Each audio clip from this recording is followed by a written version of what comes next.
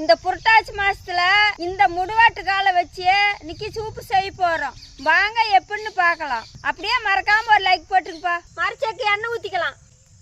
இதே மாதிரியே சுத்தமான மரச்சேக்கு எண்ணெய் வேணும்னா கீழே இருக்கிற நம்பருக்கு கால் பண்ணுங்கப்பா. அப்படியே 20 கிலோமீட்டருக்கு உள்ள இருந்தா நாங்களே கொண்டாந்து வீட்லயே கொடுப்போம்பா. மிளகு நசுக்குனா, இஞ்சி நசுக்குனா, சின்ன வெங்காயம் நசுக்குனா, பூண்டு,